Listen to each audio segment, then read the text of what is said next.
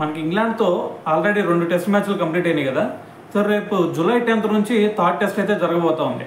మరి ఈ థర్డ్ టెస్ట్లో మరి కొంతమంది బౌలర్స్ని పక్కన పెట్టి మరి కొత్త బౌలర్లను తీసుకురావాలని చెప్పేసి ఇంగ్లాండ్ మరి ఆలోచిస్తున్నట్టు ఒక న్యూస్ అయితే బయటకు వచ్చిందనమాట. సో వాళ్ళలో మరి జోఫ్రా ఆర్చర్ అలాగే అట్కిన్సన్ వీళ్ళిద్దరు కూడా రాబోతున్నారని చెప్పేసి ఒక అప్డేట్ వచ్చింది.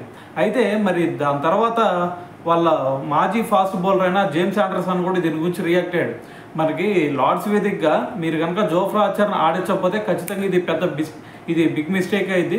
సో కాబట్టి అతను ఆడించండి, ఎందుకంటే అతను రీసెంట్గానే ఫస్ట్ క్లాస్ క్రికెట్ ఆడాడు. దాని తర్వాత సెకండ్ టెస్ట్లో స్క్వాడ్లో ఇంక్లూడ్ అయినా సరే మీరు ఆడట్లేదు.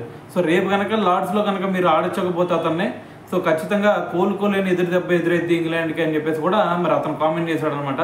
సో దీని తర్వాత బ్రెండన్ మెక్కలమ్ కూడా మాట్లాడాడు. సో బ్రెండన్ మెక్కలమ్ ఏమంటున్నాడంటే మరి ఇప్పుడు ప్రజెంట్ అతను ఫిట్నెస్ చూసుకుంటే మొత్తం కూడా పర్ఫెక్ట్గానే కనిపిస్తూ ఉన్నాడు.